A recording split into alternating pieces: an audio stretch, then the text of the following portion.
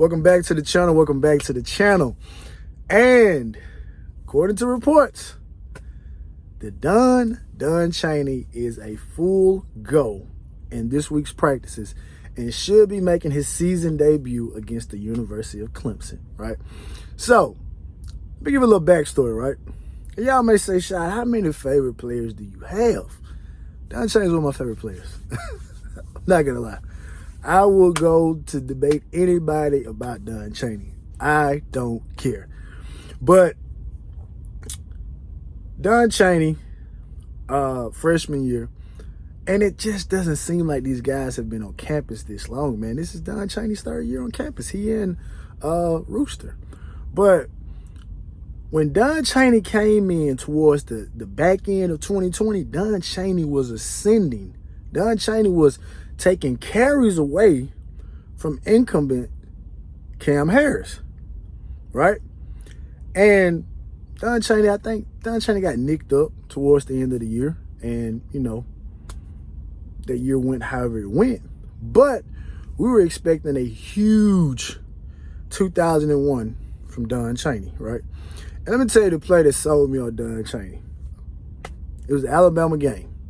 Wasn't much good that came from the game, obviously. But they gave the ball to Don Chaney. Don Chaney went around the right side. All-world linebacker Henry To'oTo'o got a bead on him. Henry To'oTo'o, I believe, and I could be wrong, some Alabama fans may say, oh, no, that ain't what it was. And maybe even Henry himself may say, nah, that wasn't what it was. But in my opinion, Henry To'oTo'o hit Don Chaney as hard as he could. Don Chaney shrugged it off because he was out of bounds, gave the ball back to the referee, jogged back to the huddle. Henry To'oTo'o picked himself up off of the ground. And I said, ooh, man, he might not make an impact this week because of the score, but boy, do the ACC got trouble on their hands, boy. Don Chaney's a bad boy. And ultimately, Don Chaney ended up getting hurt second game of the season, tearing his ACL. Now, the thing about the ACL is people have taken the outliers and somewhat turned them into the norm, right? The outliers being Amari Rodgers and Adrian Peterson, right? Their recovery times are, I'm sure they're studying.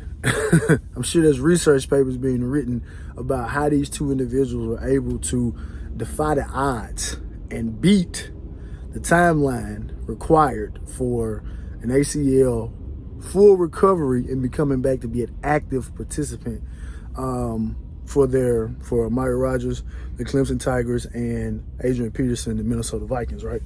So, according to, reports in spring as well as in fall, even over the summer, it's Don is getting there. He's getting back. He's moving well. Some people, again, like I say, that had access to practice, and they said, Don looks like he's moving pretty well. Now, a lot of people were enamored because what we have around here is we had a new toy syndrome, where the new guy is always better than the old guys, and a lot of people were enamored with Citizen about the size, the way he was coming in, and looked like he was going to have a pretty good role, coming into the season. And obviously he ended up tearing his ACL as well. So we get the news, Don is out. Hip, right? And so reports were foggy, hazy. Some people said Don will be back in 2 weeks. Some said a month. And here we are, second to last game of the season, and Don Chaney is just now coming back. So ideally, it seems like no one had the correct intel. So getting back to the question, what should we expect from Don Chaney? Well, what I expect and what I hope is that, obviously I know Don Chaney probably is ready to get back on the field, and a lot of times you try to come in and you may try to overdo it. And this is a good test because of Clemson statistically has a very good run defense. So he'll get some good work, but I don't really know how much work he will actually get it's good to see him back out there. I don't know if Henry Parrish will be back. We obviously saw somewhat of a reemergence of Jalen Knighton this past week. So Thad Franklin is still there. So based on whatever the situation is, it's good to have him back at practice, but we really don't know where he goes as far as depth, from a depth standpoint. So it could be just as simple as them having done rundown on kickoff, playing some of maybe, some of the special teams positions. So it'll be interesting if we actually even see him get a carry in the game. And I'm trying to be somewhat realistic because obviously, maybe had he not gotten hurt, who knows? If he and Citizen had not gotten hurt, who knows? Who knows who would be the starting running back for the University of Miami right now? Not saying that Henry Parrish would have succumbed and not actually been able to rise to the top, but who knows? So I'm really not putting a lot of expectation on Dunn's play, honestly, because at this particular point in time, Dunn has been hurt every year that he's been at the University of Miami. So just seeing him, similar to Robert Burns, actually even get on the field and be productive, or just take a handoff and maybe get 4 or 5 yards, I feel like that's a step in the right direction. Obviously, the expectations have to be dialed extremely far back, at least from my particular standpoint, because like I said, when I look at players, I see you on the field and then I assess, okay, well, I think this is what it is. And after that play I saw against Henry To'oTo'o, I said, oh man, we got a Doak Walker Campbell. We got a Doak Walker candidate right here. I mean, I feel like he was that good. Now, he still has, room out in front of him. I think maybe last year he used a medical red shirt, so technically he would still be a sophomore based on the red shirt criteria. So really Dunn still has 2 more years, maybe even 3 more years to actually go out there and, and play.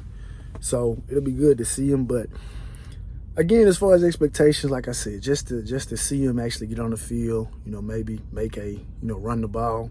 I know one of the issues that the previous coaching staff said that they had with him, as well as Knighton, while they will go to Cam, is they were struggling in pass protection, right? So obviously with the knee and with the hip, and I don't know which hip it was, like I said, I don't really know. So it'll be interesting to see, what type of situations they put him in. Will they actually try that? Will they actually stress? Will, the coaches actually see, is that knee holding up? Is that hip holding up? Will we actually put him in a pass pro situation when, Clemson may send the dog? So I don't really know. Hopefully, though, this is what I have to say, though. And I don't want to sound like a Debbie Downer or a doom and gloomer, but I hope they exercise more precautions with Don Chaney than they did with Tyler Van Dyke. And I'm going to leave it at that. You can take it however you want to take it, but I just hope they exercise more caution with Don Chaney than they did with Tyler Van Dyke, right?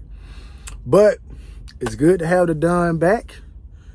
And let's hope that he comes back and maybe like a Frank Gore type of situation where you have those early injuries and things like that, and maybe he can finish the rest of his career, or he got the portal. So, hopefully he stays at I don't want to pretend like I know what's going on. So I'm just, matter of fact, scratch out it. Let's hope that he has a the rest of his career is very productive and healthy at the University of Miami. But as always, it's all about the Canes. Like, subscribe, share, and hit that notification bell too, man. When I upload something. So again, like, subscribe, share. It's all about you. The Don is back, baby.